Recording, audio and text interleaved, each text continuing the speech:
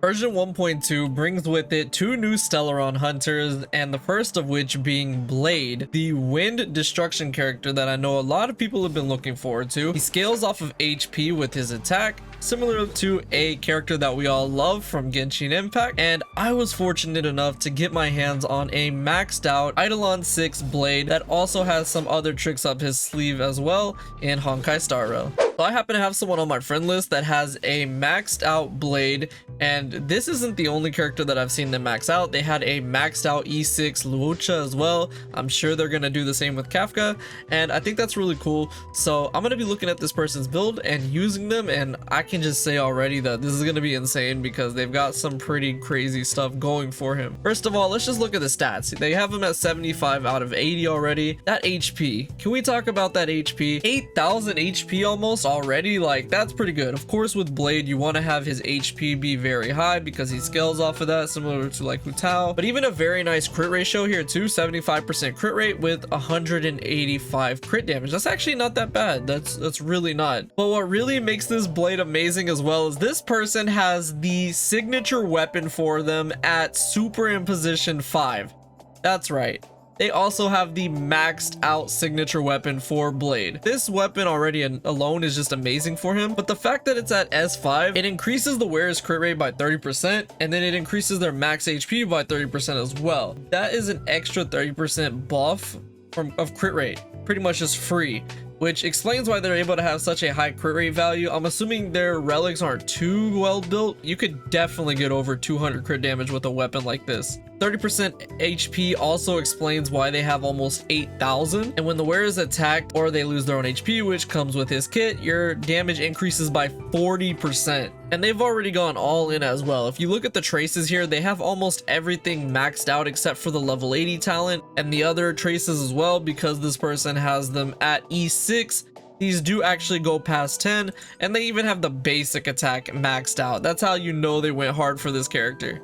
And as I said, this is a maxed out E6 character, so you already know, if it hasn't been apparent already, we're dealing with a whale here for sure. And the Eidolons are actually really cool for Blade, I feel like. The first one, it gives you an ultimate damage boost. The second one gives you crit rate by 15, so that's an extra 15. So this person already, without relic, already has 45% crit rate, which is just insane if you take into consideration the weapon plus this. And also E6, which kind of helps out with his damage and gives you a lot of HP as well. And when it comes to the relics, what's impressive to me is that they already have a maxed 4-piece set for his signature, and this is the new set that came out. This is Blade's signature set because it increases your max HP, and it also gives you crit rate boost when you're taking damage, which is an additional amount of crit rate that this person's getting. Not to mention, they also have inert Sasoro, so they're getting even more crit rate. So all things considered, because this is a new set, I'm assuming that they don't have that best of stats. Unfortunately, in Honkai Star Rail, you can't look at other people's stats yet, but with all the amount of crit rate this person's getting here, it makes sense why that's at 75. I'm surprised though that this isn't over 200, but I'm sure it will be very soon.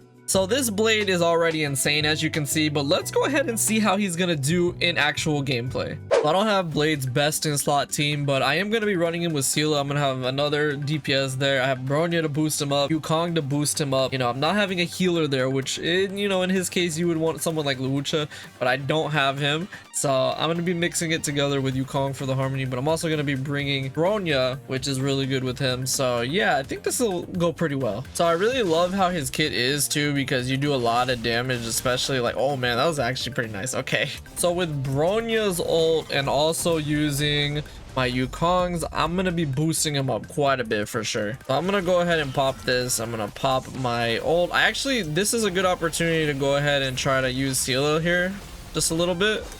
Now my Yukong's not built that much. I'm just bringing her for the buffs. She's really not built right now to do damage or anything like that, which is what we're not focusing on anyway. So Sela can go ahead and handle these ones. Oh my gosh, 90k hit. I love Sela so much. I love my Sela. So if we go ahead and look at his boost now, 133 crit rate, 286 crit damage. That is what I'm talking about. My Yukong's ult is at level 9 as well, which is as close to max as I'm gonna get right now. So she's offering an insane amount of crit damage right here. All right, Blade, time for you to steal the show right here.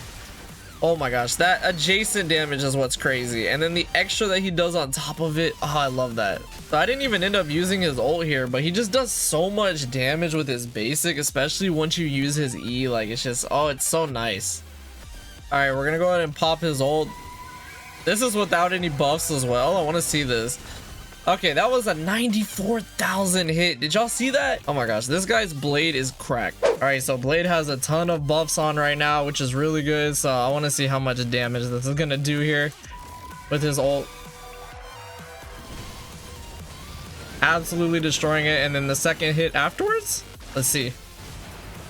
She did 500k just with his Q alone right there. So that's gonna be it for using a maxed out E6 blade. It was a lot of fun. Unfortunately, because this isn't my own character, I wasn't able to take them on to Simulated Universe or Forgotten Hall for that matter. That definitely would have been a lot of fun, but it's really interesting to see a maxed out character like this, because as a free-to-play player, I'm never gonna have my hands on something like that on my own account. So it's really nice that I'm able to go ahead and use a maxed out character like that, and it's just so much fun seeing them at their fullest potential. But yeah, let me know what you guys think of this, and have you guys gotten your blade pretty high up there as well? I'm sure there's some of you out there that are some whales that have gotten close to this, but this is the craziest blade that I'm probably going to run into on Honkai Star Rail. So yeah, I hope y'all enjoyed this. Thank you so much for watching, and I will see you all in the next video.